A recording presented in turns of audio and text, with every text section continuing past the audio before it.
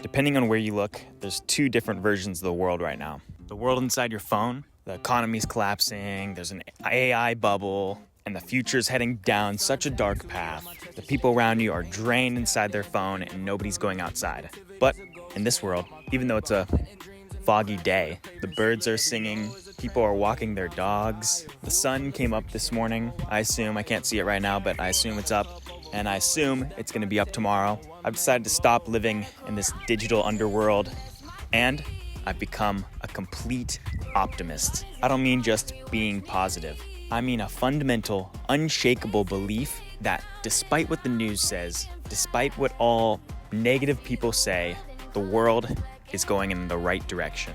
Everything is going to work out, and the future is going to be amazing.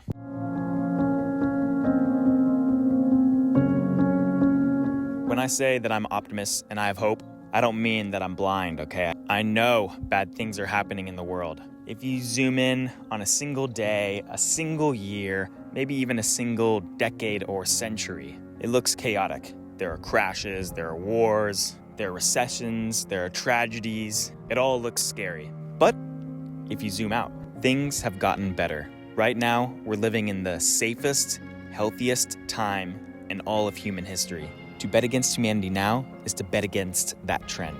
I believe that we have the power to fix things, and I believe that we will fix things. That isn't me being naive. That's just looking at history and seeing how it always repeats itself by always getting better.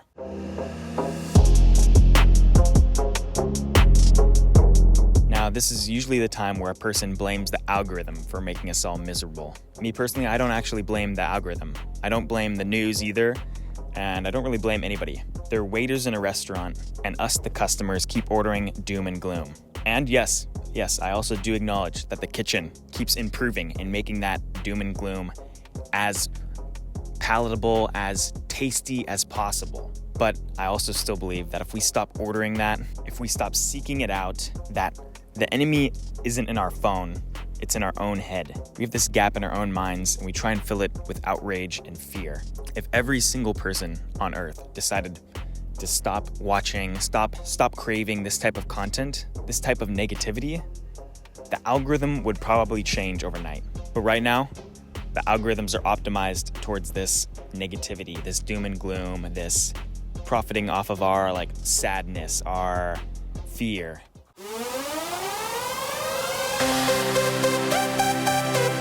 If you look around, look at the people in your life. People who are happy to the core, people who, when you're around them, you feel better about yourself. Other people who seemed free, try and look for a pattern with those people. Do they complain about the news? Do they feel sad about their current situation? Do they complain about other people? Probably not. They usually have nothing bad to say about anyone. And sometimes somebody would say something negative, and those people stop you and put their own positive spin on it. For example, if it started pouring rain right now, and if I was a negative, cynical person, I'd be like, great, my day is ruined. This always happens. How can this be like this always? It's always like this for me. But if I was with a positive person, a person who always sees the good, always sees the optimistic side of things, they would say, oh, I love rainy days. It's a perfect excuse to stay inside and read some books. Or they would say, oh, Nick, it's raining. This is going to be excellent, immaculate vibes for your video. They would just spin it to make it positive. I'll give a personal example. There's one time I was hanging out with a friend. This person is very positive, and I started talking negatively about a situation I had. This big event is coming up, but I probably won't be able to do it. I'm not prepared. And then they stopped me in my tracks, and they said, stop thinking like that. You can't think like that, they even said. And even just that little kick to tell me to stop thinking like that, it led me to a new positive mentality about that situation, and everything ended up all right. With positive people like this, with optimistic people like this, it isn't just that they're nice or they're polite. It's that they're actually incapable of thinking negatively. Their brains do not even register hate, don't even register a bad outcome, a bad thing, a negative thought. Their brains don't even register that because their brains just immediately go to a positive thought. On the flip side, if there's a person that is constantly negative, constantly thinking about the bad things in life, criticizing or gossiping about people, maybe even doom spiraling in their own head, like overthinking things. They aren't as happy as they could be. The negativity in their head wasn't an observation about the world. It was a reflection on their own unhappy state of mind. And this kind of reminds me of BoJack Horseman. You have Mr. Peanut Butter, the golden retriever, the character who's always happy, sees the positive, and BoJack, who's miserable, hates him for it. Now, yes, it is definitely a separate conversation to talk about how Mr. Peanut Butter is like toxically positive. That's a whole nother topic though, okay guys? He's pushing down negative emotions. That's different than what I'm talking about. And that's a completely valid critique. But the point I'm making is that probably Mr. Peanut Butter is living a happier life than BoJack. And another weird thing I've noticed is that you meet negative people who hate positive people. Oh, I hate that person is always so positive. That person's always in your face with their positive and their good attitude. Have you ever met a positive person that hates a negative person that says, oh, I hate her, she's so negative, blah, blah, blah, blah, blah. Because as soon as that positive person starts saying, oh, I hate that person, they're so negative, I hate being around them, blah, blah, blah, they no longer really become a positive person. They just snap back into that negative mentality. There's not many optimistic people in this world. So when I find somebody that's optimistic, when I find somebody that's positive, I try and keep them in my life as long as possible because I want to be a positive person like that. And positive people really hang out with other positive people. People who are happy, people who are optimistic, people who are positive, surround themselves with other positive people who make them happy.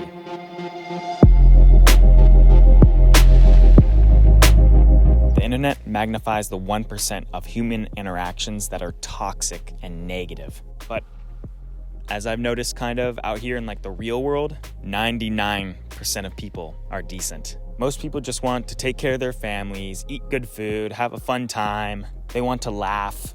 If you drop your wallet, they'll pick it up and give it back to you. I can't tell you how many times I've lost my wallet and it's gotten sent back in the mail with all the cash still in there. And I guarantee you, if I dropped my wallet into the internet where the 1% of people who are negative are, that shit is not coming back. When you strip away the screens, the news, the noise, humanity's actually doing all right. We are doing pretty good. So put down your phone, guys, go outside, meet new people, and I have a challenge for you.